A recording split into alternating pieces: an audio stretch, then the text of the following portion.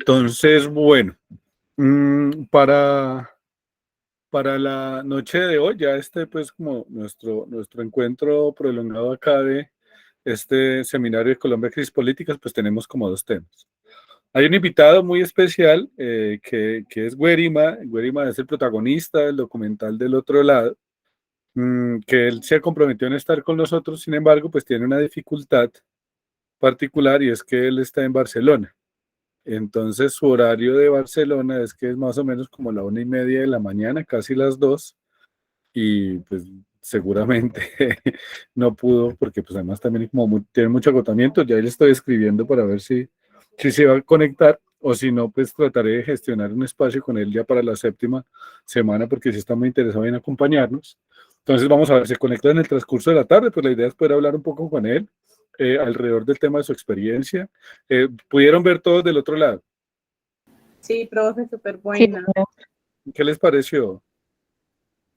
A mí personalmente me pareció que es muy bonita y que deja, digamos que el reflejo de lo que es el perdón, el manejo del perdón, que es algo que deberíamos estar como incorporando en nuestro ser, más en todas estas cuestiones de la guerra y tanto enfrentamiento que se está generalizando ahorita, y el de verlos a ellos también como seres humanos, o sea, aparte de que estén en un grupo armado y lo que sea, siguen siendo personas, porque pues ahí podíamos ver cómo Guarima se sintió como en familia con la mamá de estos muchachos y terminó hasta haciéndoles falta. Entonces eso es algo que nos hace ver como que no son solo un grupo armado, sino que siguen siendo personas independientemente de lo que hagan. Sí, muy bien, Lady, muy buena apreciación. Luisa, ¿te escuchamos? bueno, profe, pues fue un documental muy impactante, o sea, deja mensajes muy fuertes porque a pesar de la situación, de la historia tan fuerte del secuestro, todo el tiempo que ella estuvo secuestrada, cómo hace el diario con el día a día, lo que vive. Ver también, pues ella como al final, ya cuando regresa a casa, dice que perdona después de todo lo que le hicieron. Y es una historia muy bonita porque los hijos, a pesar de que fue un momento y fue mucho tiempo de dolor, ellos deciden como revivir ese momento, como revivir el diario y el día a día y estar en los lugares donde ella estuvo y conocer a Borima, que fue comandante, pero pues o sea, me parece muy chévere, muy impactante porque ellos tampoco tienen dolor o como esa rabia con él, porque a pesar, pues ellos, mediante el diario que Beatriz hizo, vieron que él la cuidaba a ella, que estaba pendiente, que fue como esa persona que estaba ahí. Entonces es una historia muy bonita y que a uno le deja pues como ese mensaje de aprender a perdonar.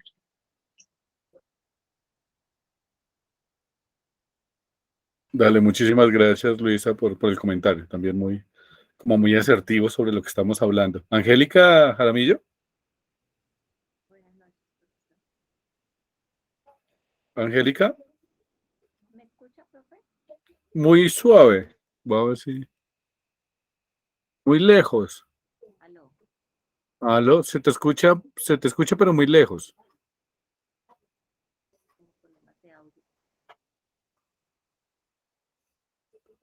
Dale, inténtalo otra vez. Aló. Aló, dale. Bueno, profe, pues sí, a mí me pareció una historia eh, que tiene un mensaje muy lindo, al mismo tiempo, Profe, yo no le escucho nada, la verdad. Yo escucho muy leve. No hay forma de que acerques más el micrófono de pronto, Angélica. profe, pues tengo Ahora, puesto en manos libres y no, como, ya está sonando bien. Ahora sí está sonando bien. bueno, eh, pues la verdad, profe, me parece una historia muy linda. Pienso que a pesar de toda la situación que vivieron con el secuestro de su madre y al querer pues como emprender ese viaje para hacer pues como recorrer pues paso a paso lo que la mamá de ellos había escrito en ese diario y estar en esos sitios donde la tuvieron, me parece que es un acto pues como de mucho valor, porque pienso yo que no tiene que tener al mismo tiempo mucho valor para hacerlo. Eh, Encontrarse con el comandante y, y llegar pues como a esa etapa del perdón, sí, tiene un mensaje muy bonito. Tenemos que tener en cuenta también de que muchas de las personas que están en las guerrillas, pues no son personas que estén ahí por gusto, que han sido personas que las han sacado también de sus hogares, que han tenido que abandonar a sus familias a la fuerza, y entonces pues yo creo que eso también ha sido como algo que debemos de tener en cuenta para entender de pronto como toda esta problemática de toda esta guerra que hemos vivido durante tantos años. Pero sí, me pareció muy bonito el documental, creo que muy chévere. Dale, muchas gracias, Angélica, por tus aportes. ¿Alguien más?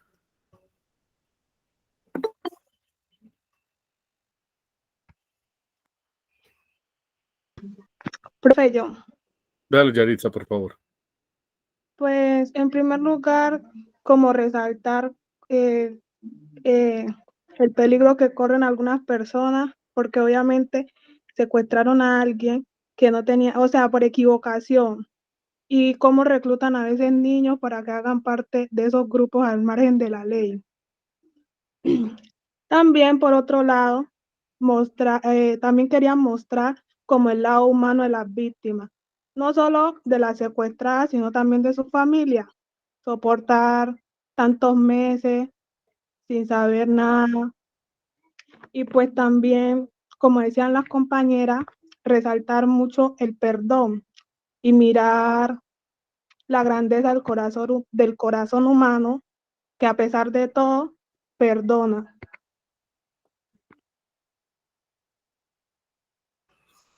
Muy bien, muchísimas gracias, Yaritza.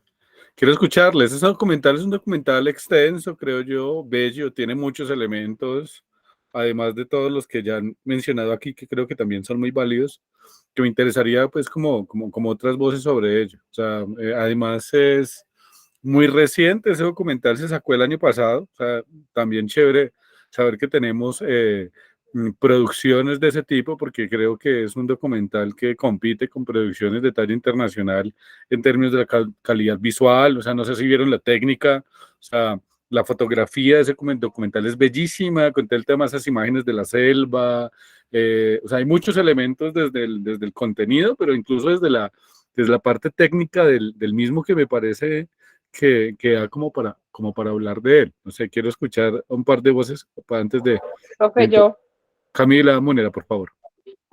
no, pues a mí me parece un documental muy impactante porque, pues primero, como decía la compañera, algo que fue por equivocación y donde los hijos, a pesar de todo ello, se metieron como para buscar, encontrar cosas buenas y al final de todo, perdonar a una persona que fue uno de los involucrados. Es algo que impacta mucho, adicional de que la manera en que se vivía ese tiempo, que por medio de una emisora daban mensajes a los secuestrados y le solicitaban a los secuestradores o sea, que permitieran que los secuestrados escucharan eso.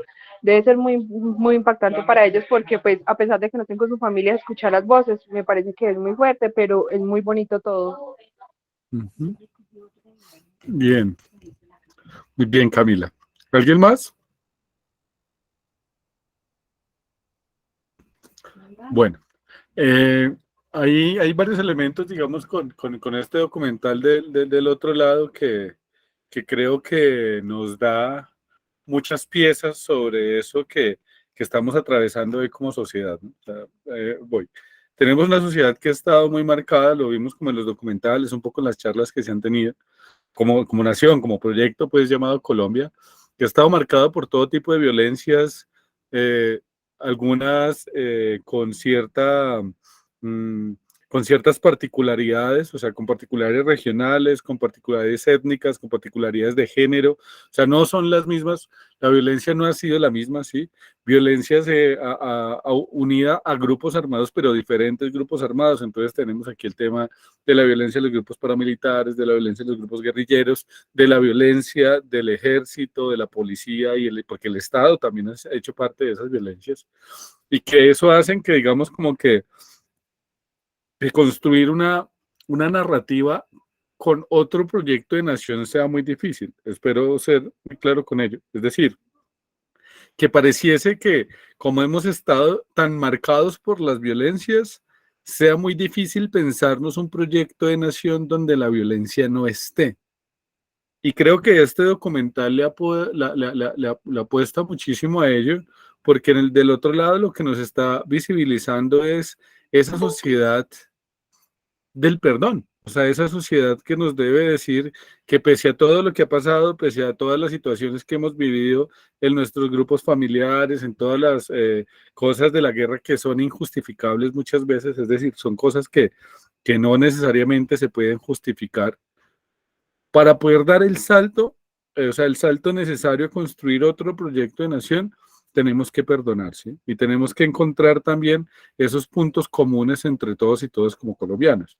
Bien lo que decía, por ejemplo, aquí en las intervenciones, muchos llegan a la guerra no porque quieran, sino porque pues la realidad los lleva a ello y eso hace que sea casi que difícil. O sea, hay lugares donde vincularse a un grupo armado es casi que la única opción para un muchacho.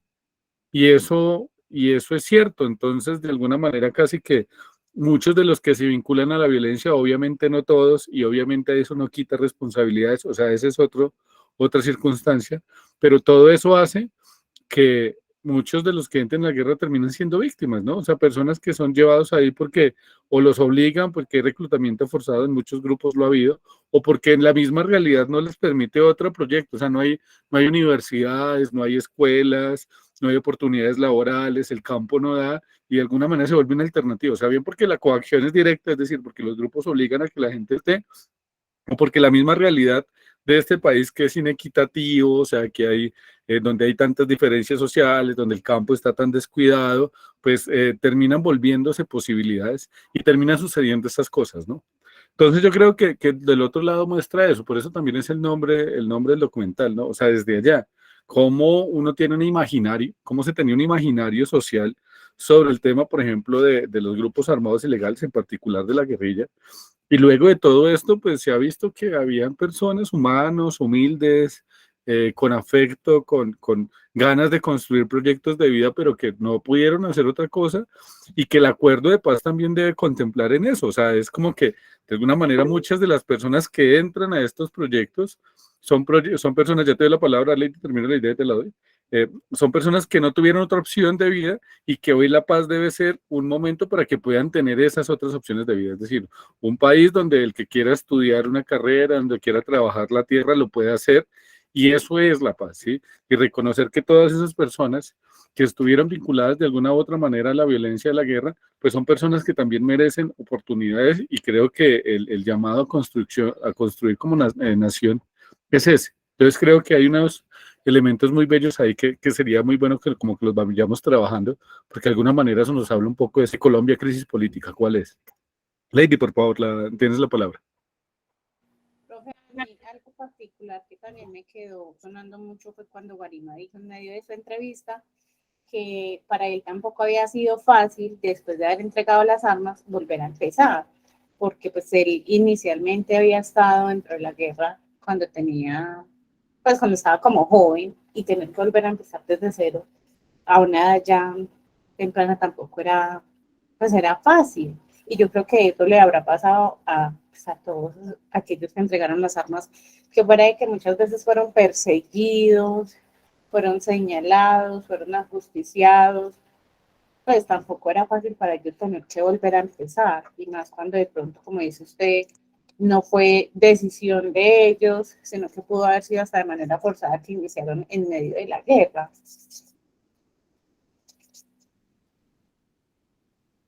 Sí, Lady, muy bien. O sea, y es creo que también reconocer eso, que a veces hay una lectura como muy facilista que también hemos construido como sociedad, y es una mirada como de una supuesta como altura moral.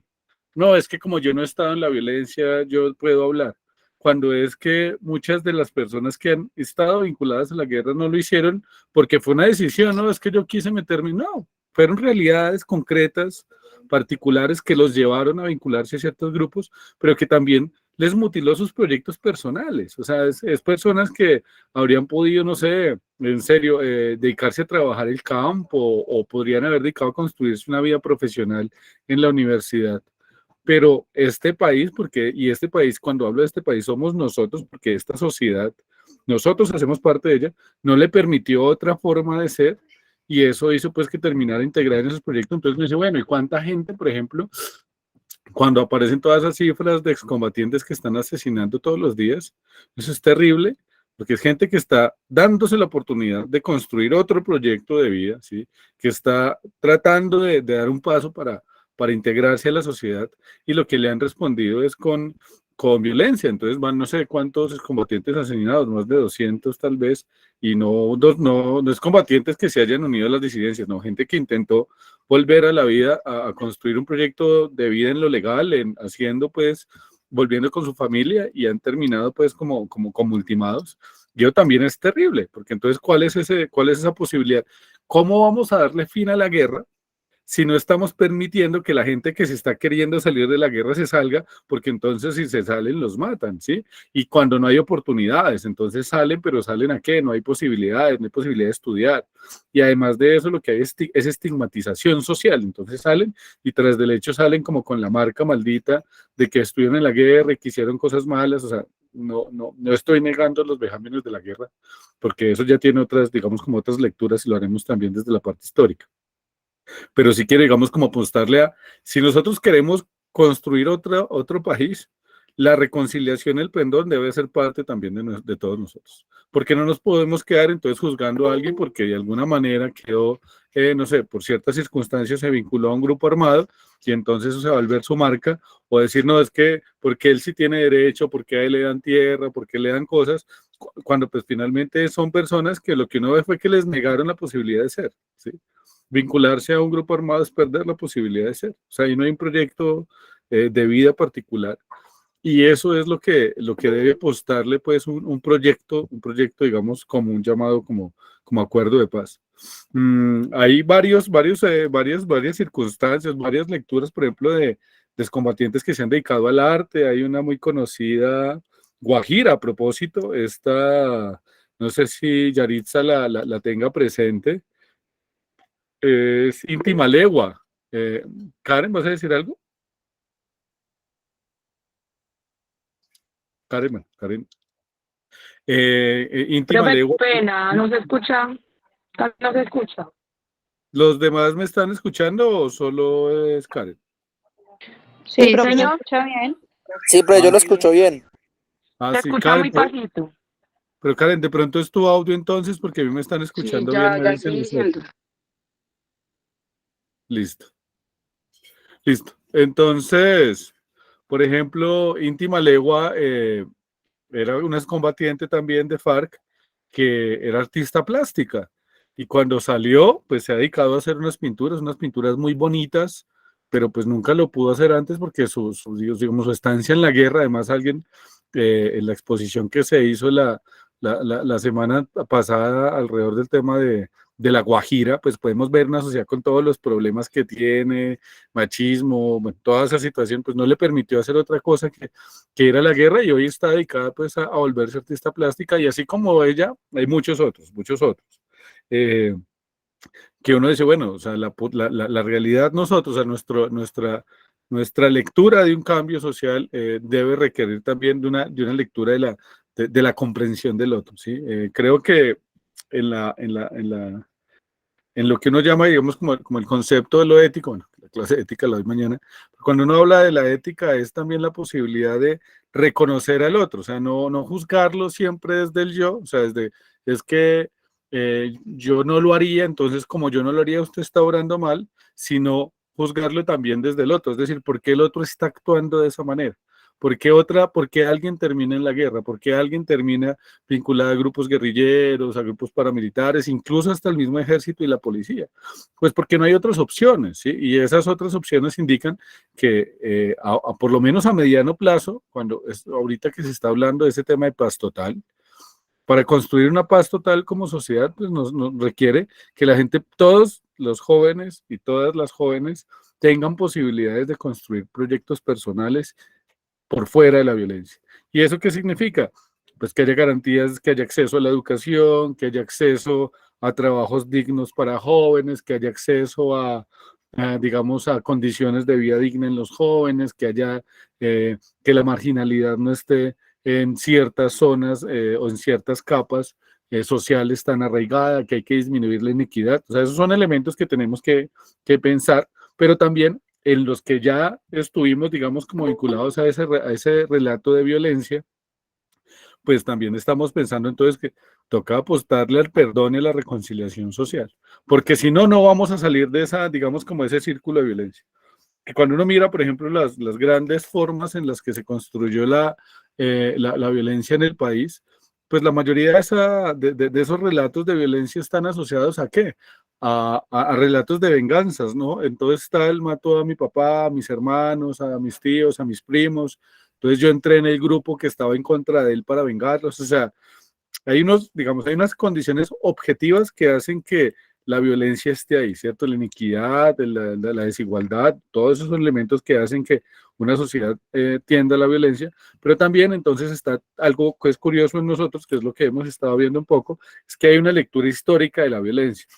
Entonces, hay una violencia que se ha ido generando desde hace, no sé, 500 años, aunque pues solo hemos hablado nosotros un poco del siglo XX, y entonces eso ha generado, por ejemplo, muchas de las violencias de los 40 están asociados a rezagos de las violencias de siglos de finales del siglo XVIII, es decir, lo que es la guerra de los 1000 días. Eso generó secuelas que hizo que luego se generaran nuevos brotes de violencia, luego los brotes de la violencia de los 40 generaron las violencias de los 50, de los 60 y así, o sea, todos unos ciclos que están alrededor de qué, también de relatos familiares, porque no es, no es solo una violencia como uno la ve, es macro, como de grandes sectores y poderes económicos, porque sí están ahí, ellos tienen, digamos, una participación en la violencia, pero quienes cometen la violencia, o sea, quienes son los actores, digamos, físicos de la violencia, pues son gente pobre, campesinos pobres, personas de zonas humildes, que son los que terminan, digamos, conformando los grupos armados, que son los que terminan, digamos, en todos esos dispositivos, pues, como de violencia, y eso ha generado mm, como toda esa policromía, todas esas marcas que tenemos hoy, alrededor de por qué nosotros somos una sociedad violenta.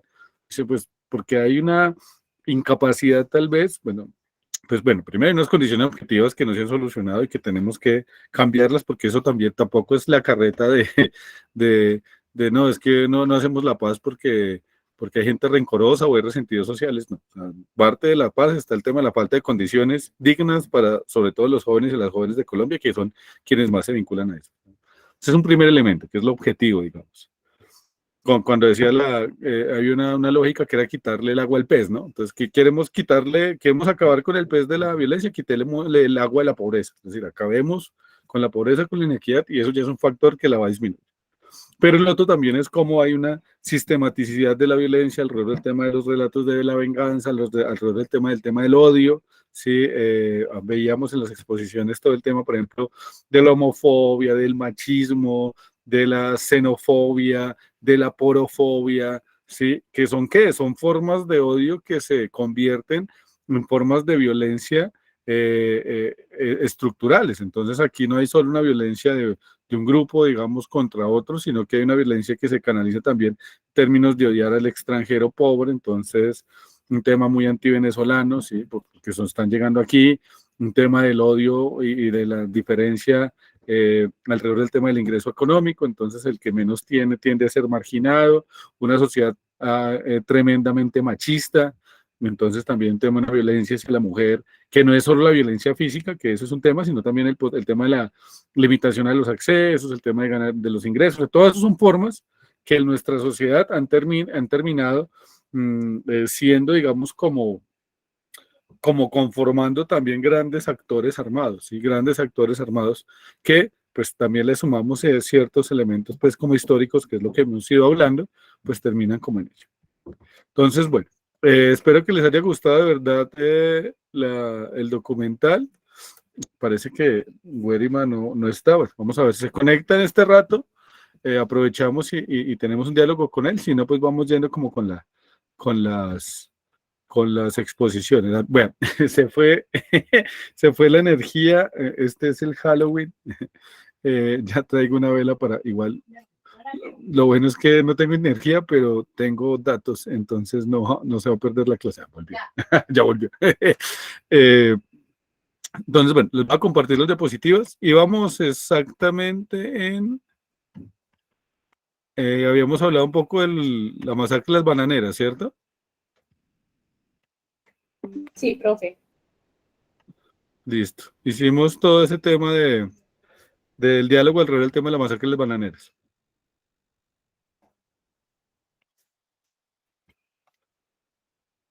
Sí, señor.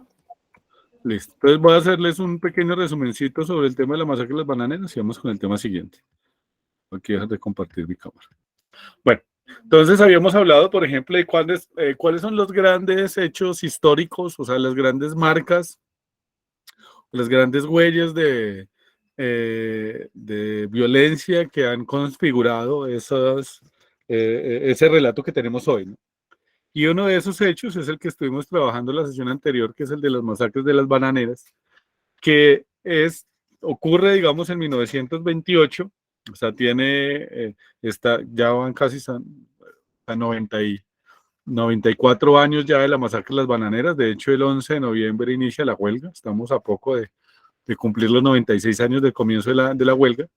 Y esa huelga, esa masacre de las bananeras tiene un elemento, y es que finalmente se configuran varias cosas ahí. Uno, un país que venía debilitado por el tema de la guerra de los 1000 días, por el tema de la pérdida del canal de Panamá y por el tema de pérdida de Panamá como tal. Un país que además estaba configurándose en un proyecto conservador terrateniente, pero que además estaba en la pobreza, que permitió todo ello, que se generan pues enclaves multinacionales en la entrada pues, de empresas extranjeras a que hicieran las cosas a su antojo, ¿no? Ante ello se genera todo un tema con los trabajadores de los bananos, en específico allá hacia Magdalena, hacia la zona bananera, hoy se llama así, hacia la Ciénaga de Magdalena.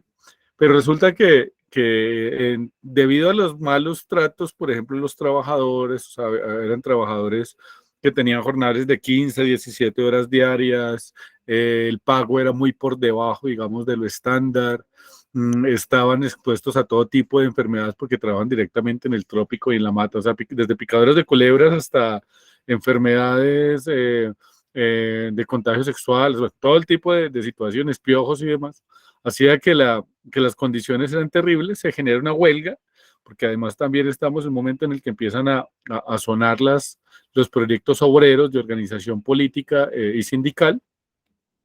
Los trabajos se organizan en un sindicato, forman una huelga pidiendo un pliego de peticiones de 9 puntos, que pedían, no sé, que no les pagaran con comida, porque les pagaban con un bono de alimentos con los productos de la United Fruit Company, sino que les pagaran con dinero, por ejemplo, que tuvieran pues escuelas y hospitales para los niños, cosas que uno ve y en general son cosas muy básicas.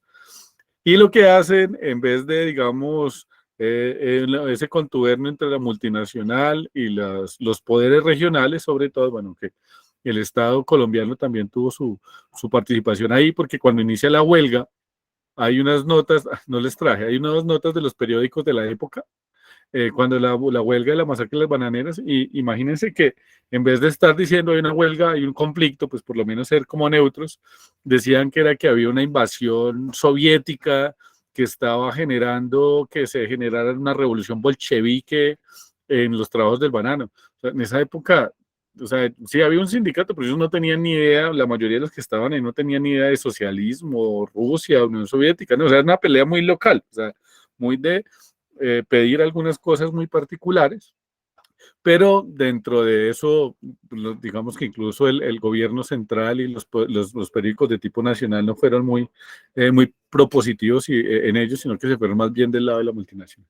En todo caso, les decía, eso terminó en que en vez de generar diálogo y tratar de mejorar ciertas condiciones o por lo menos llevar a discusión el pliego de peticiones, lo que se hizo fue hacer todo un andamiaje para traer militares de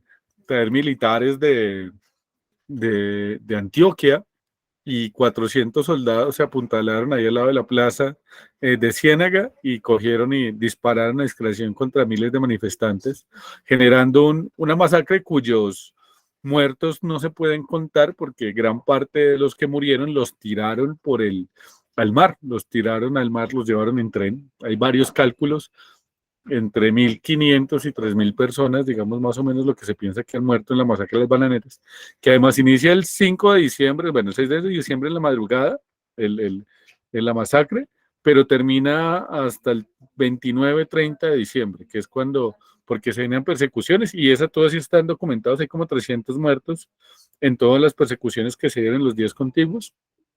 Pero entonces digamos que ese es un gran primer relato de la violencia en el país, porque muestra ciertas categorías de cómo se han construido, digamos, como los proyectos socioeconómicos de esa época, ¿no? Como estamos hablando del régimen conservador, entonces el tema de no preocuparse por tener garantías mínimas para quienes trabajan, de preferir dar la solución militar que la política, que eso también digamos que es como una gran experiencia que queda de la huelga de las bananeras, que es algo que se hubiera podido solucionar con el diálogo y la política, terminó generándose una solución a través de las armas. Y esto tiene, por ejemplo, ciertas lecturas, y es que esto ocurre muchísimo antes de que existieran, de que existieran las guerrillas. Las guerrillas son del 60, entonces estamos hablando que son casi 30 años antes de que existieran las guerrillas, ya había una lógica militarista del Estado colombiano, estoy hablando del proyecto pues, colombiano, y eso de alguna manera fue lo que hizo que más adelante se generaran pues como los proyectos de las guerrillas. Entonces ese es como un resumen muy corto de lo que trabajamos alrededor de lo de la masacre de las bananeras. No sé si alguien tiene alguna duda sobre esto o quiere aportar algo, si no, continuaríamos con los temas. Bueno, luego de ello hay digamos, un momento histórico que quiero trabajar un poco, y es que tiene que ver con el tema del Gaitán. ¿Alguien ha escuchado la figura de Gaitán? ¿Sabe qué relevancia tiene el tema de Gaitán? Pues, ¿qué tiene que ver, por ejemplo, el tema de Gaitán con la violencia en Colombia?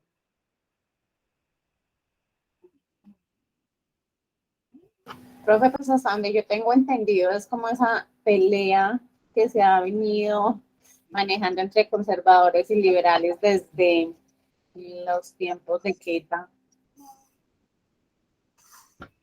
Dale, muy bien, muchas gracias, Diana. Lo que pasa es que, bueno, cuando hablamos del Partido Conservador, pues ya uno entiende, ya uno mira que el Partido Conservador es un proyecto alrededor del tema de la tierra, de los terratenientes, militarista, muy desde la lógica de solo la extracción, de enviar materia prima, digamos, muy cercano al proyecto colonial español, en el que lo único que hacía era enviar materia prima y que nos entregaran, digamos, como tecnología completa y cosas ya completas. Eso, vemos que el proyecto conservador es un proyecto, altamente religioso en su momento, o sea, el tema de un país católico donde no se prohíbe, donde no se permite nada que no sea el catolicismo. Estoy hablando de ese momento, hoy seguramente sea más complejo explicarlo.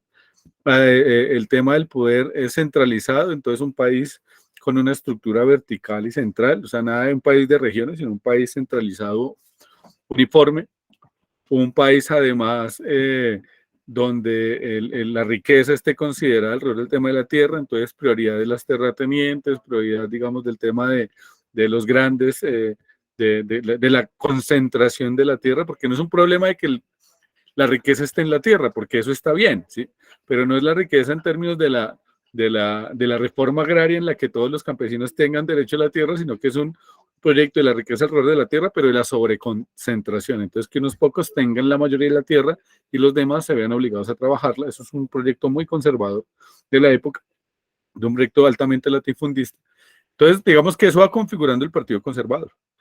Pero entonces en el Partido Liberal se van generando varias tendencias. O sea, el Partido Liberal hoy, por ejemplo, no es el mismo Partido Liberal de los 40, pero sí hay varias versiones del Partido Liberal. O sea, hay un Partido Liberal, por ejemplo, muy pensado en el tema de lo industrial, muy pensado, digamos, en el desarrollo de la industria, muy pensado en el tema de la reforma agraria, muy pensado en el tema, digamos, como en la potenciación propia del país, de construir, digamos, como un fenómeno nacional que permita que el país se configure en un país como muy capitalista al estilo, digamos, como europeo en la época. Pero hay otra versión liberal, que es, digamos, la que encarna Gaitán, que Gaitán no solo está proponiendo, digamos, como eso, sino que es un proyecto liberal que está muy cercano al pueblo, o sea, que su discurso social y político está muy de la mano de reconocer, pues, el tema del indio, del pobre, del indígena, del campesino, o sea, eh, que además es muy cercano en ciertas formas, por ejemplo, a la izquierda, o sea, digamos que hay un liberalismo más cercano como a lo que podríamos llamar derecha y un liberalismo más cercano a la izquierda.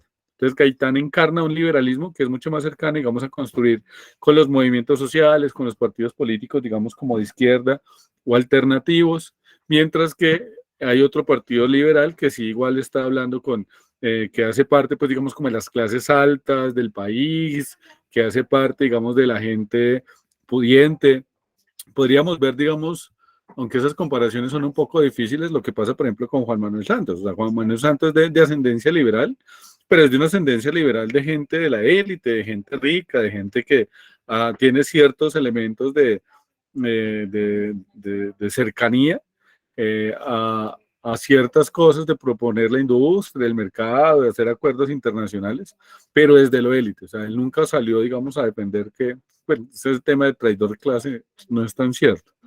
Y si uno lo mira, por ejemplo, de alguna manera, proyectos como los que están ahora son más cercanos al proyecto liberal viejo de Gaitán. Cuando Petro dice, por ejemplo, no estoy haciendo campaña en absoluto, que recuperar la imagen de Gaitán es porque no es, Gaitán es un liberalismo, pero es un liberalismo muy de cara a lo popular, de cara, digamos, como a la movilización, pero de cara también a organizaciones alternativas. ¿Qué es lo que pasa? Que ese proyecto liberal empieza a tener, digamos, como sus debates internos. Hay de liberales que son de la élite y liberales que son, digamos, como lo que representa Gaitán, como más cercanos a los sectores sociales y populares. Entonces hay un debate entre los conservadores y los liberales porque tienen dos proyectos de país, ¿sí? Entonces los liberales, por ejemplo, es un país un poco más de regiones, un país tienen diferencias, pero entre los liberales, o sea, digamos que el proyecto conservador es un proyecto más unificado, más fuerte, más sólido. Dentro de los liberales sí hay tendencias, ¿sí? Y Gaitán tiene una tendencia, que hay otros liberales, como por ejemplo, de hecho, Eduardo Santos, el abuelo de Juan Manuel Santos, era esa otra tendencia, pues liberal, mucho más, digamos, como desde lo élite y demás. Pero de todas maneras, aún así, hay una pugna muy fuerte entre conservadores y liberales por ese proyecto de nación. ¿Se acuerdan que nosotros habíamos hablado de la Guerra de los 1000 días? La Guerra de los 1000 días gana el Partido Conservador. Y gana el Partido Conservador un proyecto que ya lo habíamos leído. Se toma el poder, crea la Constitución de 1886, que es la Constitución que tuvimos hasta hace 30 años, o sea, una Constitución que duró más de 100 años. Pierde el poder en 1930 y pierde el poder por muchas cosas, dentro de ellos la masacre de las bananeras, está el tema de la masacre del asesinato de Guillermo Bravo Páez, que es un estudiante que salía a marchar en el 29 y lo matan. Entonces entra el crisis, la hegemonía conservadora y empieza el Partido Liberal a tomarse, digamos, los espacios de poder, ¿sí? Entonces ya la división liberal conservadora empieza a tomar forma también en el tema, digamos, como el gobierno. Se genera un momento, digamos, como de auge del liberalismo en los 30 y esas divisiones entre liberales y conservadores empiezan a generar violencia, ¿sí? Hay que decirlo aquí también, esas violencias sí están muy canalizadas en el pueblo, o sea, digamos que Gaitán es como una gran figura, pero empiezan, digamos, como campesinos liberales y conservadores a tomar banderas de sus partidos y a generar violencia alrededor de las diferencias políticas que eso marcaban. Claro, por ejemplo, muchos campesinos eran liberales por el tema de la tierra, por el tema, digamos, que de la necesidad de de tener el acceso a la tierra, que era pues una gran reivindicación de los campesinos, y eso empezó a generar tomas, por ejemplo, cuando llegó el Partido Liberal, entonces muchos campesinos empezaron a hacer tomas de tierra para tener esa tierra que necesitaban, y eso generaba contradicción con los latifundistas, y eso empezó a generar pues como tensiones y violencias. Violencias, digamos, no tan sistemáticas, pero sí conatos, o sea, pequeños fuegos en diferentes partes del país, además porque había no sé, siempre ha habido como unas ciertas lugares donde la violencia o donde ciertos proyectos son más fuertes y no. Y eso llega, digamos, como aumentarse en los años 30 y en los 40. Entonces Gaitán recoge ese gran proyecto de país liberal, pero no solo liberal elitista, sino un proyecto, digamos, de gran profundización en el sentido de las grandes deudas que teníamos, pues como alrededor del tema de la tierra, no se había podido desarrollar la reforma agraria. Y entonces Gaitán representa todo eso, pero entonces representa, digamos, como toda esa ese gran sentimiento liberal en los campesinos, ¿sí? En la gente, en los destechados, en los descalzos. Además tenía varios elementos, era tremendamente elocuente, o sea, tenía un discurso enorme, era un gran agitador. Gaitán estuvo estudiando en Italia, entonces conoció un poco el tema del gobierno de la fascio de Mussolini y todo ese tema del discurso populista, es decir, todo ese tema de acercarse a viva voz al pueblo y generar, digamos, como emociones. Entonces había gente que estaba, digamos, por eso era un caudillo, ¿no? El gran caudillo, de ahí viene el concepto, pues, como de caudillo, que en otros lugares de América Latina también pasó en Argentina con Perón, bueno, hay varios casos similares. Pero entonces Gaitán empieza a construir para él, porque era su proyecto individual, esa gran idea, digamos, liberal de cambiar el país, de poder, digamos, retrotraer todo ese impacto de lo conservador, y resulta que, pues, lo matan, o sea, se genera el magnicidio de Gaitán el 9 de abril del 48. Y ese magnicidio entonces lo que hace es como toda esa polarización que se había ido acumulando durante muchos años, termina generando uno en lo que es el Bogotazo, es decir, esa violencia desatada por lo que significó la muerte de Gaitán, pero no solo está ese tema del Bogotazo, sino que mucha gente, liberales y demás, empezaron a formar grupos guerrilleros porque se empiezan a generar enfrentamientos entre la policía en muchos lados y los liberales, o entre los latifundistas y los campesinos de tendencia liberal. Ahí en esa época ya hay partidos de izquierda, como el Partido Comunista, que también tienen asidero en zonas donde hay campesinos y se generan también estructuras armadas, llaman autodefensas de masa, creo. Y entonces eso empieza a configurar ya esa violencia que había sido, digamos, como esporádica, que habían sido pequeños fueguitos, a generarse un gran incendio, y desde ahí se consolida todo lo que nosotros llamamos la violencia. Ahora, ¿qué es lo que sí me parece importante aclarar? Que no es cierto que la violencia empieza en el 48 con la muerte de Gaitán, no, la violencia viene mucho antes. O sea, inclusive la masacre de las bananeras es un elemento que nos podría dar una base para hablar de la violencia, de cómo se va generando pues esas formas de violencia. Hay otro caso que yo no toco casi, que es la Casarana, que tiene que ver con las caucheras en el Putumayo, que es una cosa horrible. O sea, leer sobre la Casarana es muy, muy escabroso, porque es un relato de cómo casi que esclavizan pueblos indígenas para sacarles el caucho y hacer dinero, porque el caucho pues estuvo muy popular también sobre esta época de los 20. O sea, hay muchas situaciones que se podrían tomar como hechos pues relevantes de la configuración del inicio de siglo, que dan, digamos, luego esa violencia. Porque decir que es que la violencia en Colombia es a partir del magnicidio de Gaitán es no reconocer todos los elementos, todas las causas previas que llevaron a que eso ocurriera. Entonces, digamos que sí hay un antes y un después con el 9 de abril, estoy de acuerdo, pero no es que no existiera nada, ¿no? O sea, lo que pasa es que se sintetiza toda esa polarización, que además Gaitán tenía toda una corriente ideológica, social y política detrás, sintetiza todo un momento histórico, lo matan, y eso genera pues esas olas de violencia que ya empiezan a generar ya grupos guerrilleros. Los primeros grupos guerrilleros eran liberales, o sea, fueron grupos liberales. Empiezan a generarse violencias en diferentes lugares del país. Hay una crisis de gobernabilidad, además, porque matan a Gaitán, y entre el 48 y el 53, o sea, hay 5 años de caos en el país. Hay varios presidentes, está Eduardo Santos se va, Laureano Gómez, o sea, hay varios, o sea, en esos 5 años tuvimos muchos presidentes, no recuerdo el dato exacto, creo que fueron como 10, porque estábamos en caos, o sea, en caos y no sabía el gobierno cómo controlar y manejar eso hasta que aparece Rojas Pinilla, ¿sí? Rojas Pinilla, Gustavo Rojas Pinilla, que era un militar de Cali, o sea, de referencia militar, llega, digamos, a generar un proyecto semidictatorial, o sea, nosotros no tuvimos dictadura militar propiamente, pero sí tenía elementos de dictadura la, el gobierno de Rojas Pinilla, hace unos acuerdos de paz con las guerrillas liberales, en específico con los de las guerrillas de los llanos, porque además hay guerrillas liberales en los llanos, en el eje cafetero, en, en el Tolima, en, en Cundinamarca, o sea, hay varios focos de guerrillas, pero así digamos como acuerdos con las guerrillas liberales del llano, que son las más grandes, y con otros líderes guerrilleros. De ellos pues estaba Guadalupe Salcedo, hacen los acuerdos y luego los matan. O sea, es decir, hacen los acuerdos, calma la cosa y luego van y los buscan y los van, digamos, como ultimando en formato sicarial, una cosa terrible. Pero por lo menos, digamos, si calma esa violencia, digamos, como entre la zanahoria y el bate, o sea, es decir, los calma haciendo acuerdos, pero también la persecución, pues, militar y demás. Y en las ciudades lo que hace es todo un tema de la persecución al movimiento social.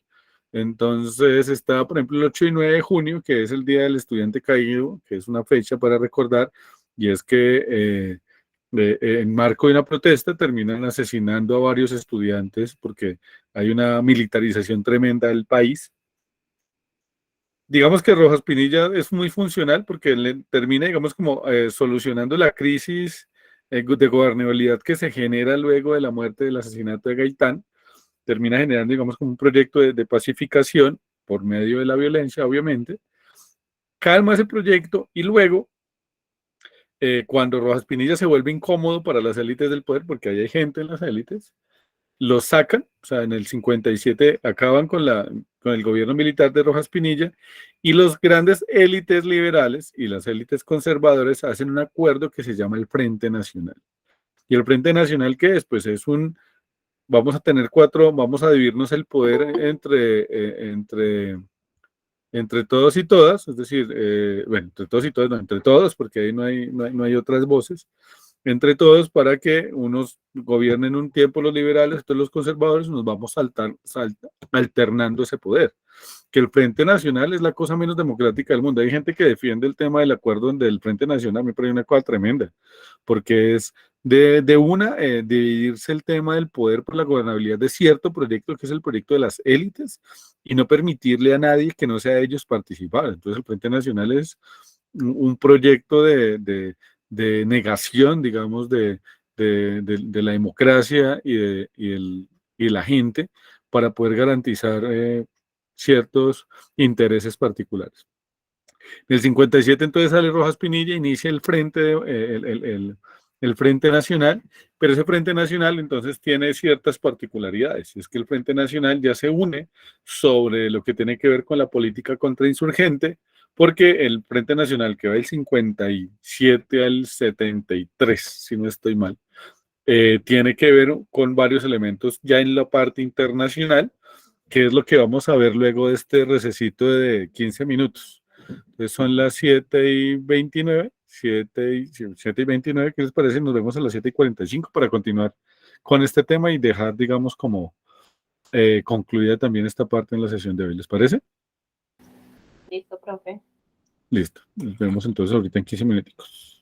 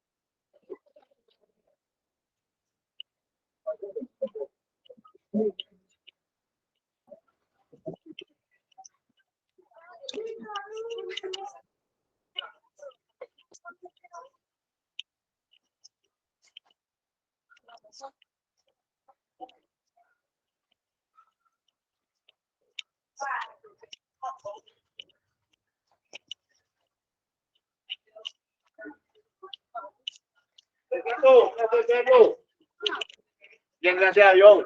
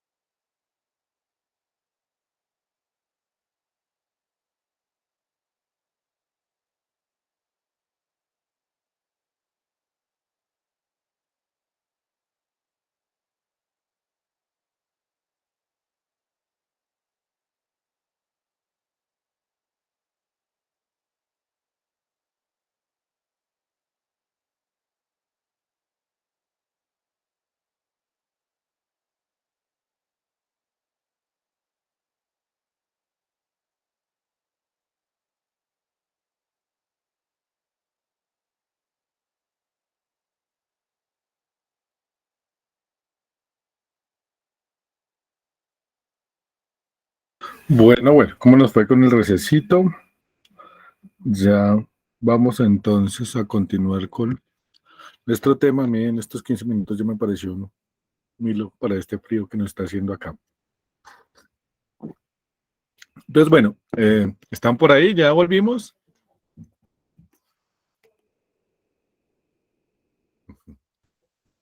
Sí, profe. Ah, bueno. Muchas gracias por responder, Angélica. Sí, ya. Entonces, bueno, ¿ibas a decir algo, Daisy? No, estaba confirmando que acá estamos. Bueno, acá estoy. Perfecto. Dale, muchísimas gracias, Daisy. Entonces, bueno, la idea es como continuar este relato, más como nos vamos a ver poco, quiero avanzar a ver si alcanzamos a trabajar, sobre todo hasta dónde nos va esta noche. Entonces, esos son los elementos, o sea, bueno, algunos de los tantos, porque hay muchos más, son los que yo seleccioné de manera arbitraria. Sucede entonces que termina Rojas Pinilla, inicia el Frente Nacional, entonces, claro, Rojas Pinilla está volviendo incómodo, porque Rojas Pinilla era un militar, que soluciona esa crisis de gobernabilidad con lo de Gaitán, pero luego como que se le salen las manos a los liberales, a los conservadores, entonces deciden sacarlo, o sea, a Rojas Pinilla lo sacan de ese proyecto nuevo del país, y lo que hacen es ese acuerdo entre liberales y conservadores para tornarse el poder o el gobierno, y eso se llama o se configura lo que es el Frente Nacional. ¿Qué es lo que pasa con el Frente Nacional? Bueno, lo que pasa es que el Frente Nacional surge en el 57 y en el 50, bueno, y hay una cosa, muchas guerrillas, o sea, si bien gran parte de las guerrillas se desmovilizaron, como pasó por ejemplo con las guerrillas de liberales del Llano, muchos otros guerrillas no lo hicieron del todo. A lo que voy, o sea, mucha gente desconfiada del gobierno, lo que hizo fue generar una especie como de nuevos pueblos autorregulados, como ciertas, como los llaman como naciones independientes, pero pues realmente eran cacerías porque no era mucha gente, que eran personas que estuvieron vinculadas a las guerrillas, terminaron haciendo como ciertas comunidades en las que garantizaban pues como tener vivienda y protección, no tenían ataques al gobierno, no tenían digamos acciones militares contra el ejército necesariamente, sino que eran ciertas como comunidades autónomas. Eso es un fenómeno muy particular en Colombia, que era porque obviamente habían visto el tema del asesinato de los líderes de guerrilleros que se habían entregado, entonces prefirieron como quedarse generando ciertas comunidades. Entre ellos, pues generan incluso hay nombres, el Davis, bueno, hay varios lugares que bautizan en eso, Marquetalia, que son lugares donde se resguardan guerrilleros, pero ahí ya no solo están guerrilleros, digamos, como de corte liberal, sino que empiezan a llegar, digamos, como las influencias, ahí sí, del pensamiento, digamos, socialista, sobre todo por el tema del ala pues, del Partido Comunista de Colombia en la época, y esas guerrillas, bueno, esos grupos empiezan a tener ideología comunista. Esos grupos no son grupos, digamos, como guerrillas todavía en el sentido estricto de la palabra, sino que son como especie de comunidades autónomas en diferentes asentamientos, sobre todo hay unos que son muy famosos, que son los que se quedan aquí en la cordillera central, cerca a lo que es Marquetalia, lo que es el Guayabero, el Pato, pues que son zonas fronterizas aquí como entre el eje cafetero y el Tolima. Y ellos se quedan ahí, digamos como resguardándose, todo el mundo sabe que están, no hay muchas acciones militares en esa época, sino más bien como construyendo pues como sus ciudades, pues sus pueblos, sus caseríos. Pero resulta que en el 57 llega el Frente Nacional y en el 59 pasa algo fundamental para la geopolítica de Latinoamérica. Y es que el 1 de enero de 1959 se hace la Revolución Cubana, o sea, es decir, Fidel Castro con el Che Guevara y todos los hombres pues, del movimiento 26 de julio, se toman el poder en Cuba, derrocan a Fulgencio Batista, que pues era una dictadura, y en un tiempo determinado terminan pues construyendo un modelo, un proyecto socialista. ¿Qué es lo que pasa? ¿Qué tiene que ver, digamos, la Revolución Cubana con la construcción de las guerrillas modernas? Mucho, pero mucho no tanto pues como se ha pensado, que es que los cubanos llevaron la ideología a otros países.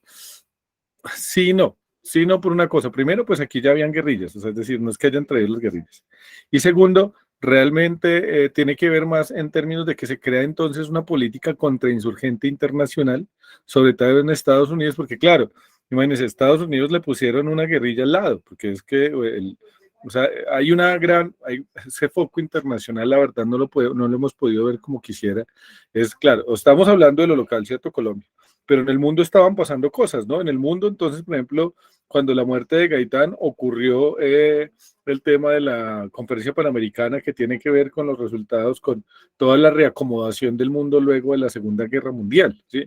Y eso tiene que ver con que se generan dos grandes bloques de poder, o sea, está el tema del socialismo representado en la Unión Soviética, más tarde en China, en Corea, más tarde en Vietnam y en otros países, digamos, Euroasia y Asia. Y está todo el tema del proyecto capitalista centrado ahora sí en Norteamérica y en Europa. O sea, esos, digamos, como grandes bloques de poder. Y el resto de países, lo que se llama tercer mundo o subdesarrollados, terminamos siendo, digamos, como parte de esa lógica, de esos debates. Pero entonces, para Estados Unidos es un golpe muy fuerte que se genere la revolución cubana, porque es que Cuba queda ahí, o sea, esos, no sé, 10 millas más náuticas, creo que es que queda Cuba de la Florida, es muy cerca. Y entonces lo que hace es generarse toda una política contrainsurgente de México hasta Chile, hasta Tierra del Fuego, para evitar que se generen nuevos Cubas en América Latina. Y eso tiene que ver, pues, digamos, con varias operaciones. Entre ellos está la operación Lazo, que es Latin American Security Operation, en inglés es terrible. O sea, sí, o sea, como plan de seguridad o para Latinoamérica. Y entonces, dentro de la operación Lazo, que es en Colombia, ven esas comunidades que se habían generado, esos rezagos de las guerrillas liberales que ahora tenían una perspectiva comunista algunas, como posibles focos de conformación de guerrillas que fueran llegar a tomarse el poder, digamos, y repetir lo cubano. ¿Sí? ¿Quién va a decir algo?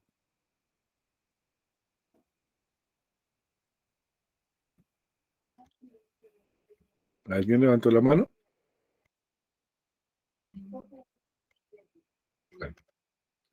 Entonces, en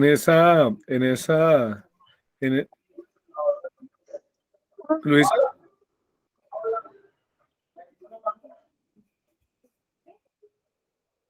no creo que no te escucho, voy a silenciarlo. No se escucha. Entonces, en esa situación con el tema de la Revolución Cubana, se genera la Operación Lazo, se ven esos residuos pues, de grupos autodeterminados, rezagos de las guerrillas liberales como problemáticos y se hace todo un operativo militar, que es un gran operativo que incluye miles de soldados para acabar con pequeñas estructuras. O sea, es que en Marquetalia, por ejemplo, había, no sé, como 48 personas, o sea, que es como el discurso fundacional de las FARC también, que era un grupo muy pequeño, pues digamos que hayan 100 personas, ¿no? Pero pues lanzan, no sé, como 16.000 soldados, creo que es el nombre, la cantidad de soldados que hacen, para acabar con ese foco de insurgencia, y en vez de acabar con la guerrilla, lo que hacen es motivarla, ¿sí? Y dar razones para conformar la guerrilla. Entonces, el 27 de mayo del 64 se conforman las FARC-EP. O sea, ya no pasan de ser un grupo, pues, como autodeterminado, así denominarse, autodenominarse como una guerrilla, por varias cosas. Uno, pues, digamos, la forma violenta en la que se intenta, volvemos al tema de las bananeras, en vez de generar diálogo, buscar opciones, terminan mandando militares y ejército, fracasa la operación. En esa operación entonces lo que hacen es incentivar la lucha armada, y claro, como estaba el tema cubano, es decir, ¿qué decía Cuba? Era un foco en el que decía que sí se podía llegar al poder por la lucha armada, entonces se genera las FARC. Luego en el 65 entonces ocurre el ELN, y el ELN sí es una guerrilla con enfoque cubano porque los fundadores estuvieron en Cuba, hicieron parte de las brigadas y vuelven aquí para generar, digamos, como una guerrilla en función de la toma del poder al estilo cubano. Entonces, miren que en 2 años más o menos, si más o menos un rango de tiempo solo de 2 años, se empiezan a generar dos guerrillas, pero siguen más. Luego aparece el EPL, que es una guerrilla de corte maoísta que tiene que ver con la separación entre China y la Unión Soviética, y eso tiene una repercusión aquí, generando pues una lectura diferenciada de cuál es la forma en la que se debe hacer la revolución, y muchos más. O sea, hay muchos fenómenos pues de guerrillas que nos vamos incluso hasta luego lo que ocurre con, lo, con el M-19, ¿no? Entonces, algunas de las lecturas sobre las cuales las causalidades del surgimiento de las guerrillas colombianas. Entonces, primero, el tema de la violencia política como expresión de intereses económicos. Entonces, no hay un tema de darle posibilidad a otros, sino que es la violencia la forma de solucionar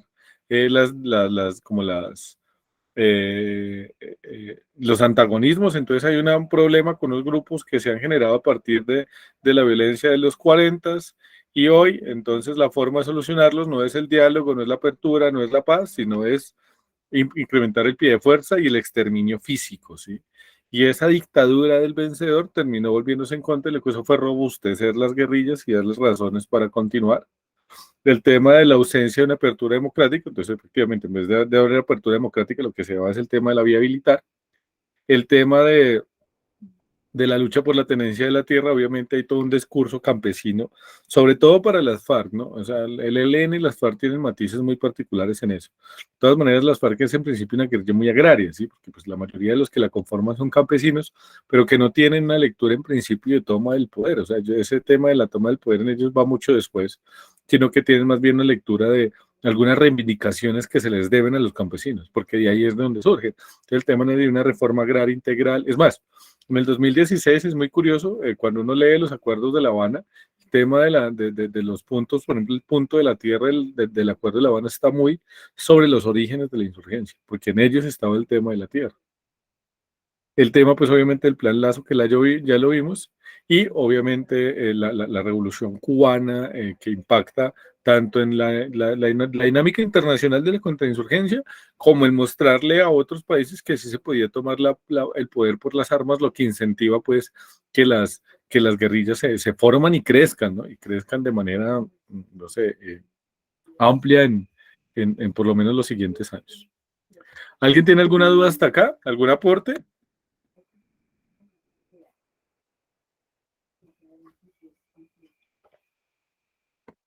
¿Todo bien? Listo, muchas gracias, Angélica. Entonces, claro, eso es lo que pasa en los 60 de maneras muy resumidas, obviamente, hablando de elementos muy, muy generales. Pero resulta que en los 60 entonces empiezan todo ese surgimiento de las guerrillas, pero también sucede algo. Y es que en los 60 el movimiento social en Colombia también empieza a crecer. O sea, empiezan a crecer los sindicatos, empiezan a crecer las organizaciones estudiantiles, el movimiento estudiantil universitario, secundaria, empiezan a fortalecerse, a robustecerse, por ejemplo, las organizaciones barriales, o sea, la organización pues alrededor del tema, digamos, como lo comunitario, los barrios. Y eso hace que entonces en el 60 surgen las guerrillas modernas, pero también hay un crecimiento tremendo del movimiento social y popular, ¿sí? De las organizaciones de izquierda, ¿sí? Empiezan también a tomar forma. Aparece Camilo Torres, por ejemplo, con el proyecto de la UNO, que es la Unión Nacional de Oposición, donde está pues agrupada la izquierda y el sector social del momento. Camilo Torres luego se va para el ELN, pero Camilo Torres en principio era un líder social, que no encuentra otro camino que la vía armada, pero pues realmente él en principio no tenía una postura de ese tipo. Y eso hace pues varias cosas. Uno, el proyecto del Frente Nacional empieza a caerse, o sea, esa alianza liberal conservadora también, o sea, miren que ese mismo, digamos, como incapacidad de mantener el gobierno que se dio entre el 48 y el 53, empieza a cobrarles factura en los 60, porque pues digamos que no logran como cuajar un proyecto, unas formas institucionales que les permitan ese tema. Se empiezan a generar también como competencias entre ellos, y entonces el Frente Nacional se cae también por presión social. O sea, eso no es como solo entre ellos, sino que hay movimiento social fuertísimo que pide apertura democrática, que pide que se puedan lanzar otras personas diferentes a cargos públicos, porque es que el Frente Nacional no solo era gobierno, era presidencia, sino era Senado, era Cámara. O sea, nadie que no estuviera en el Frente Nacional podía lanzarse a cargos públicos. Terminan, digamos, como presionando a que se acabe, Y, cosa curiosa, se acaba el Frente Nacional, pero pues digamos que en última no es hasta el 73, sino hasta el 77, por el tema de lo que les voy a contar, es que en el 73, entonces, claro, se hace una, se van a votaciones, sí, se van a votaciones, y quien representa a la oposición es Rojas Pinilla, es decir, el mismo semidictador de los 50. Colombia es una cosa muy curiosa. O sea, Rojas Pinilla, que hizo un gobierno militar con tintes de dictadura en los 50, vuelve reencauchado luego de su exilio en Europa como un dirigente de izquierda, digamos, democrática, o así se vendía, digamos, como la NAPO, que es su proyecto, pero además termina encabezando y tomando las riendas como de la oposición, se va contra Misael Pastrana, el papá de Andrés Pastrana, y resulta que se va la luz cuando están haciendo las votaciones, y cuando vuelve la luz, Misael Pastrana es presidente, es decir, ahí seguramente tuvo un fraude en las elecciones de presidencia, y eso hace que se aparezca el M-19. O sea, el M-19, el movimiento 19 de abril, que es pues, de la guerrilla de la que hizo parte Gustavo Petro y tantos otros que hoy están pues como el gobierno, surge por el tema del robo a las elecciones del robo a las elecciones a Gustavo Rojas Pinilla. O sea, bueno, hay unas cosas que uno que nos dan la historia de Colombia que son muy particulares. En todo caso, se genera eso genera pues más tensiones en la década de los 70, o sea, eso hace que la cosa se colapse más, se empiezan a generar formas, digamos, como de control, de contrainsurgencia, pero no solo de contrainsurgencia, sino de represión del movimiento social y popular, o sea, hay toda una serie de elementos, pues, de medidas para represión del movimiento social y popular. El M-19, pues quiero decir un poco ahí, hablar un poco del M-19, es que el M-19 es una guerrilla muy diferente, porque todas las otras guerrillas son sobre todo agrarias, es decir, son sobre todo guerrillas que están enquistadas en las zonas rurales del país. Las guerrillas muy fuertes en el campo, por ejemplo, el ELN sobre todo muy fuerte en el norte, en Santander, en los Santanderes, porque pues ahí fue digamos, donde se fundó, muy fuerte en el Cauca, creo, pero una insurgencia pues, de FARC muy fuerte en los llanos, muy fuerte en el Tolima, muy fuerte, con fuerzas, digamos, pero sobre todo en el tema de lo rural.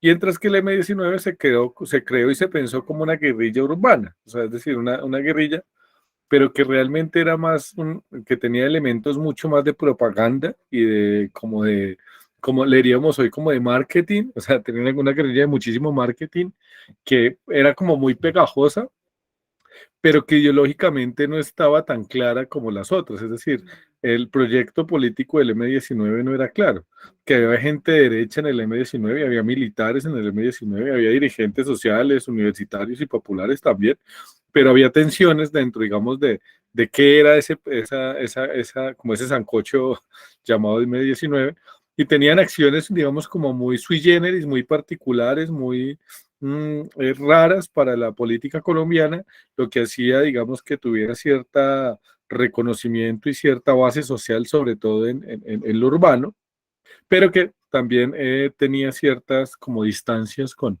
las guerrillas tradicionales, empezando porque no tenía, amigos, propiamente un partido político, una organización política, una propuesta pues como de toma de poder, no, tenían... sería largo explicar un poco cómo ocurrió ese fenómeno del M-19.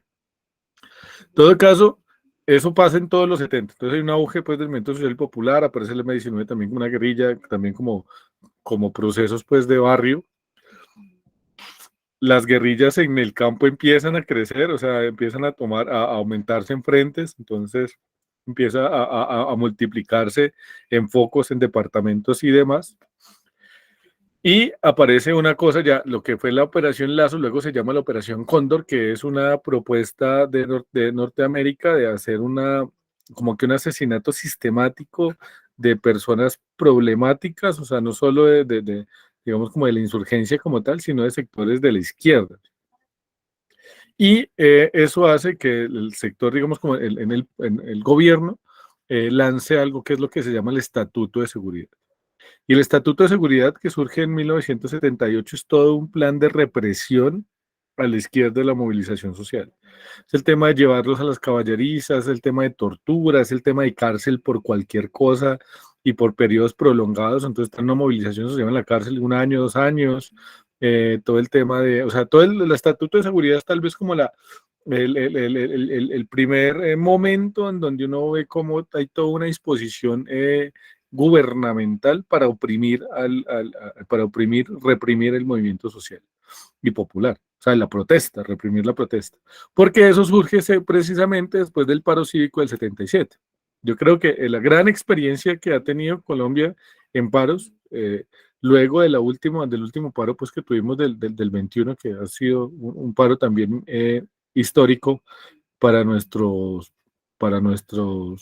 pocas, digamos, como acciones de ese tipo, está el paro cívico del 77. Es un paro que se generó en septiembre del 77, sobre todo en Bogotá, pero colapsó ciudades, o sea, que demostró, digamos, organización. Hubo obviamente muertos, hubo mucha violencia, hubo mucha represión, o el paro no solo estuvo en Bogotá, sino en varias ciudades. En muchas no pudieron mantenerlo tanto, pero de alguna manera es un referente de la capacidad pues, que había en las organizaciones de barrio, en los sindicatos y demás de poder ser, digamos, como contrahegemonía, porque poder decir que se para el país es poder mostrar poder y digamos que esa gran experiencia fue en el paro cívico del 77. Muy diferente además al paro que tuvimos reciente o el estallido social, porque el estallido social no fue un estallido que estuviera dirigido políticamente por alguien en específico, sino fue, digamos, algo mucho más espontáneo que luego se condujo, pero no había una dirección política consciente de ese estallido, mientras que en el paro del 77 sí hubo toda una organización, sobre todo los sindicatos, que tenían pues toda una planeación y digamos, unas demandas concretas sobre las cuales se generó el paro. Se llegaron a algunos acuerdos en el paro del 77, pero sorpresa que en el 78 lo que se hace es el estatuto de seguridad y es todo un proceso de represión al movimiento social y popular. Estamos hablando que en esa época también es la época en la que se generan las grandes dictaduras militares en el Cono Sur. Está, por ejemplo, la dictadura militar de Pinochet en Chile, están las sucesivas dictaduras militares en Brasil con Stroessner, están las de Videla en Argentina, o sea, hay toda una serie de represiones de dictaduras militares en Latinoamérica, orientadas por Norteamérica para contraer el auge de los proyectos socialistas ahí. Entonces, para acabar con el proyecto socialista de Allende en Chile, entonces dictadura militar, asesinato de Allende, persecución de la oposición, muere Víctor Jara y se instaura una dictadura con Pinochet que va hasta el 89, si no estoy mal, no me acuerdo cuánto dura, pero son más de 15 años que dura esa dictadura militar en Chile, y en Argentina se generan pues sucesivas dictaduras militares. Y en Colombia no hay ese fenómeno como tal, o sea, aquí no tenemos en términos, o sea, nosotros somos un país altamente militarista, pero nunca hemos tenido dictadura militar propiamente dicha. Rojas Pinilla tuvo visos, digamos, de dictadura militar, pero no lo hizo de esa manera tan precisa como lo debe ser, pero siempre hemos tenido gobiernos civiles con un alto contenido militarista, que eso también ha sido como forma de cómo se ha construido pues como nuestras diferentes represiones. Entonces, eso también se une, por ejemplo, a lo que llaman las escuelas de las Américas, y la escuela de las Américas es una vocación militar, o sea, es un sentido del militar. Yo no sé si alguno de ustedes sería bueno como hablarlo acá para este monólogo mío, de pronto está muy aburridor. Cuando uno va a otros países, se da cuenta que la lectura que tienen en otros países de lo militar no es la misma lectura que tenemos nosotros acá. Es decir, aquí hay una imagen del militar, incluso del policía, que genera cierto miedo, que genera cierta desconfianza. No hay una vocación del servicio en el militar, sino que hay una ocasión del militar como el tema, digamos, como de perseguir, ¿no? Como el enemigo interno y demás. Y eso tiene que ver con la Escuela de las Américas. La Escuela de las Américas es un proyecto de formación de los militares de América Latina, en la cual hay todo un tema de la lógica de perseguir la oposición, de buscar el enemigo interno, y eso genera ciertas situaciones de lado y lado, ¿no? Que a mí me pareció muy gracioso o raro cuando yo fui a Ecuador, por ejemplo, una vez, y y sentía que la imagen del militar no era la misma imagen que uno tenía en Colombia. O sea, yo vi un tipo soldado con un fusil, pero con un diálogo muy normal, muy tranquilo con la gente que lo rodeaba, mientras que uno, no sé, por experiencia tal vez, esa percepción de lo militar, de la policía, siempre nos genera como cierta distancia, como cierta miedo. Y eso está un poco relacionado con lo que es la Escuela de las Américas, porque la Escuela de las Américas da una lógica de buscar siempre el enemigo interno y por ende el militar no está tanto al servicio de la sociedad, de la ciudadanía, sino más bien en la búsqueda de esos posibles enemigos que están ocultos dentro de la ciudad y dentro de los ciudadanos. Entonces es, digamos, la imagen que se construye ahí alrededor del tema de los 70. ¿Claro esto? Sí, profe. Bueno, muchas gracias. Sí, señor. Bueno, Sí, profe. listo. Entonces, ya pedimos como para ir terminando. Esta parte por lo menos, qué pena por correr, pero como no tenemos los 2 lunes que vienen y el lunes siguiente vamos a tener como cierre, sí quería poder aprovechar para avanzar por lo menos en contenidos en la sesión de hoy. Espero no ser tan aburrido siempre. Entonces, bueno, esto es lo que pasa en los 70, ¿no? ¿Qué es lo que sucede en los 80? Pues resulta que pese a todo ese proceso de represión del gobierno, hay ese auge del movimiento social y eso se sintetiza en 2 cosas. Uno, la propuesta de un acuerdo de paz con la insurgencia, o sea, el primer intento de acuerdo de paz real fue lo que se llama los diálogos de la Uribe, o sea, en Meta, donde se sientan con las FARC, el gobierno, se sientan con las FARC a negociar una posible salida a la violencia política y se hace un acuerdo que incluye un cese al fuego y la posibilidad de que las FARC se integre la política. Ese acuerdo, digamos, de la Uribe genera luego lo que es el nacimiento de la Unión Patriótica, hay que decirlo. O sea, la Unión Patriótica es un partido que nace del acuerdo de paz entre las FARC y el gobierno, pero los miembros de la Unión Patriótica no necesariamente eran gente de las FARC. O sea, la Unión Patriótica fue como un proyecto que sí se convocó desde las FARC, pero fue muy amplio, ¿sí? Llegaban, no sé, profesores, campesinos, o sea, gente, pues digamos, como diferentes sitios de la izquierda o de lo democrático, personalidades. Y la UP terminó siendo un proyecto, digamos, como el primer proyecto masivo de la izquierda en términos electorales, porque la UP se lanzó y empezó a hacer campaña y por lo menos empezó a tener, digamos, mucha fuerza regional. Entonces hubo elecciones regionales y tuvo un montón de concejales, asambleístas, diputados, luego tuvo representantes a la Cámara, senadores, y entonces la UP parece que se volvió un problema porque resulta que empezó a tomar tanta fuerza que lo que se decidió fue generar todo un plan de exterminio de la Unión Patriótica. Colombia es uno de los pocos países que tiene una figura que se llama exterminio político, ¿cómo es que es el nombre? Genocidio político, porque cuando se habla de genocidio, usualmente el genocidio está asociado, digamos, como a cuestiones raciales, a cuestiones étnicas. Uno de los pocos casos de genocidio político, es decir, de que matan a todo un grupo por fines políticos, es el caso de la UP en Colombia. O sea, es un caso, digamos, que mundialmente es extraño. Se genera todo un proceso, pues digamos, como persecución y asesinato de la Unión Patriótica, sobre todo de sus representantes, matan representantes de la Cámara. Este caso, el que está ahí visible es Jaime Pardo Leal, él fue candidato a la presidencia por la Unión Patriótica, y es un caso tremendamente triste porque él lo matan, pero matan también a Bernardo Jaramillo Osa, que era digamos, otro candidato a la presidencia, un tipo pues de muchos valores y muy capaz. Y de hecho el hijo de Bernardo Jaramillo, o sea, el otro candidato a la presidencia de López que matan, ahorita quedó como el delegado del Ministerio del Trabajo para Risaralda. O sea, el hijo se llama Bernardo Jaramillo también, y quedó aquí en Pereira, que me parece pues un hecho bonito de reconocimiento de ello. Matan también a José Antequera, es decir, como que todo el que se lanzaba de candidato a la presidencia por López sabían que lo iban a matar, porque no querían que nadie quedara O sea, que nadie llegara a las elecciones vivo. Bueno, matan a candidatos al Senado, a senadores, a representar la Cámara de Concejales, sean masacres. Son más o menos 5.000 casos documentados de líderes de la UP asesinados entre el 85, que fue la fecha de la fundación de la UP, y el 96.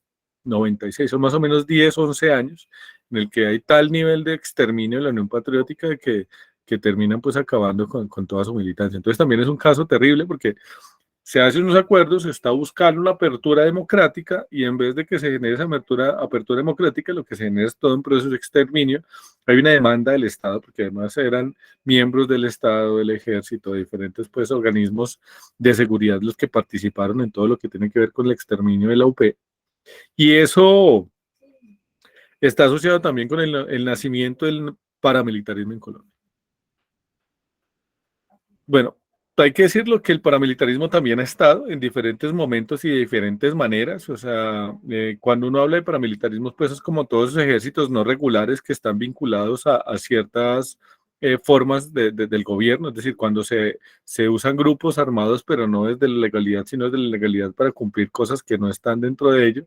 Y por ejemplo está el tema de los chulavitas, por ejemplo la violencia de los 50-60, que eran gente que venía de Chulavita, Boyacá, y terminan pues generando violencia contra los campesinos. Estaban los pájaros aquí en el valle, está esa novela de Cóndores no entierran todos los días, que habla un poco sobre ese tema de la violencia social de los pájaros acá. Y hay toda una serie, pues digamos, como de grupos paramilitares. Pero cuando hablamos del nacimiento del proyecto paramilitar, estamos diciendo que es un paramilitarismo que casi que está ligado al proyecto de Estado. Los otros proyectos paramilitares estaban asociados, digamos, como a gente de poder, a terratenientes, a gamonales, a personas pues vinculadas a ciertas situaciones, a ciertos sectores de la economía. Pero el paramilitarismo que surge en finales de los 80 es un paramilitarismo que está casi que institucionalizado, pues que tiene que ver con el tema de las convivir, que son supuestamente grupos privados de seguridad, pero que son las que terminan generando todas las estructuras paramilitares, sobre todo en Antioquia y la costa Caribe. Y eso también empieza a mostrar, digamos, como un momento en el que la violencia ya empieza a sobrepasar la posibilidad del diálogo democrático. Es decir, ya a partir de los 80 y el exterminio de la Unión Patriótica, se nota que hay un proyecto de nación ya desfigurado, ¿sí? Mucha gente de la Unión Patriótica termina yéndose hacia las guerrillas, claro, porque no encuentra posibilidad de participación democrática y se va hacia las guerrillas, entonces hace que las guerrillas crezcan muchísimo y entonces en ese crecimiento enorme de las guerrillas, porque la violencia no permite que la democracia hable, pues también empiezan a crecer y a formarse sus grupos paramilitares y que tenemos todo Carlos Castaño y estamos también con todo el tema del inicio del narcotráfico, digamos como un problema en Colombia. Creo que si nosotros pudiéramos ubicar unos elementos problemáticos de la crisis de Colombia, el narcotráfico sería un problema particular. Ahora, como se vio un poco en las exposiciones anteriores, el narcotráfico es un problema muy reciente en Colombia, por ejemplo. El decir que las guerrillas, por ejemplo, están relacionadas con el tema del narcotráfico, sí, no. Es decir, sí, obviamente tuvieron relación con él, pero llevaban 30 años vivas antes de. O sea, es decir, no se puede culpar el narcotráfico de la violencia, porque antes del narcotráfico ya había violencia, ¿sí? Lo que sí se puede decir es que lo que hace el narcotráfico es hacer que esa violencia que ya estaba mute en una forma casi como que sea incapaz de manejar, que nos impida, digamos, ya consolidarnos como un proyecto, porque ya termina como que contaminándolo todo. Entonces, ¿qué es lo que hace el narcotráfico? Pues aumentar, digamos, el tema de los ingresos, aumentar el tema de los sectores involucrados en la ilegalidad, el tema de la violencia pues asociada al control territorial, o sea, todos esos elementos que antes no eran tan fuertes con el narcotráfico se cierran y lo que hace es que la violencia, digamos, como que se multiplique, se propague, ¿no? Contando también, por ejemplo, que el narcotráfico lleva a la violencia a las ciudades, ¿no? Entonces, todo lo que pasa con los carros bomba, con el atentado al periódico El Espectador, el tema del asesinato pues, de personas como Jaime Garzón. O sea, todos son elementos que suman en función de hacer que esa violencia ya ocurrida desde hacía décadas, desde hacía 100 años casi, alrededor, digamos, de filtrarse por el narcotráfico, colapse todo, o sea, colapse en ese tema de los exterminios, las masacres, esos relatos de violencia tremendos que uno ve a veces, que a veces lee y escucha. Nomás esta semana acabo de leer el texto de Desterrados de Alfredo Molano, que tiene unos textos sobre la violencia en los, digamos como en los 80, es una cosa muy dura, o sea, muy fuerte. Pero entonces ahí está todo el tema de cómo todos esos factores configuran pues esa realidad que hoy tenemos, hoy tan atravesada por la guerra y por la violencia. No es una lectura bonita, digamos, pero sí hay que tenerla presente. O sea, hace parte de nuestra realidad como nación, hace parte de nuestras diferentes crisis y que eso es, digamos, como una lectura histórica desde ahí hasta ahora. Ahora, ¿qué habría que hacer? Pues habría que mirar cómo salimos de esa encrucijada, cómo construimos entonces nosotros otra idea de nación en donde el narcotráfico no haga parte pues de nuestro día a día, donde la violencia no esté asociada a digamos, a la política o no esté asociada al tema de los derechos o no esté asociada al tema de la etnia o del género, que son cosas que tendremos, digamos, como que ir trabajando y que creo que de todas maneras estamos en posibilidad de ello, ¿no? Creo que los acuerdos de paz, que es lo del 2012, con lo que quiero cerrar el último encuentro, y es hablar un poco de los 90 a hoy, si son estos últimos 30 años, cómo podemos como centrarnos un poco en ver lo positivo de todas estas situaciones que hemos tenido pues como nación y ver cómo debemos también aportar, ¿no? Porque no es un tema como de contemplarlo y ya, sino que está pues en nosotros esa tarea. Lástima que Guerrero no haya podido estar, no sé, de pronto es que es como la 1 de la mañana, pero él me ha dicho que sí, entonces voy a tratar de recuadrar con él para que nos acompañe el próximo lunes de encuentro, es decir, el 21, ojalá le dé agenda, y hacemos un cierre ya con él, y hablando un poco también pues, de todos los temas que nos han convocado alrededor de estos encuentros. No sé si alguien quiere decir algo ahí como para el cierre, algún elemento de lo que se habló. Profe, agradecerle por el documental. La verdad es que pues como involucrarnos un poquito más en todo esto que está pasando en cuanto al conflicto armado y al proceso de paz es interesante, ¿no? Como conocer más el trasfondo de las cosas. Dale, no, muchas gracias, no, y espero, en serio, voy a hacer todo lo posible para que, mejor dicho, a Guerrero le voy a escribir ese lunes desde las 3 de la tarde para que no se le olvide y nos acompañe, porque sí sería bueno, además porque para los que no se han visto el documental, seguramente algunos no lo han visto, por favor véanlo, porque quiero que todos y todas aprovechemos que estemos con él y podamos hablar con él, preguntarle, de pronto pues ya en términos de confianza, saber qué es esa persona que estuvo ahí y que cómo eso también nos ayuda un poco a trabajar en función de como la reconciliación. Entonces también como que esa tarea está como muy pendiente para quienes todavía no lo han visto. Por lo demás, ahí voy a subir pues en la plataforma, dime Lady. Dale. Entonces por lo demás voy a subir pues este video ahí en la plataforma. El próximo lunes festivo les subo el parcial por Google Docs, formulario Google Docs, y tienen esa semana pues como para resolverlo, lo dejaré abierto hasta el viernes de la otra semana. Y el lunes siguiente, que es festivo, les voy a poner también un trabajo final pues como para que entreguemos. Y el lunes ya que nos veamos 21, vamos a hacer pues como un espacio de cierre, espero un espacio pues como muy de diálogo alrededor de ello, pues hasta donde nos vamos, o sea, si nos vamos hasta las 9:30, 10 lo hacemos, y si no, pues nos queda faltando, el siguiente lunes trabajamos lo que nos queda pendiente. Profe, el trabajo final es individual. Sí, es individual, sí es individual. Listo, profe, gracias. No, muchas gracias a ti, Nelly. Entonces, no, tengan todos un resto de semana excelente. Espero que les vaya muy bien ahí en el Halloween, salgan mucho a disfrutar y a pedir dulces. Si les dan muchos, me guardan.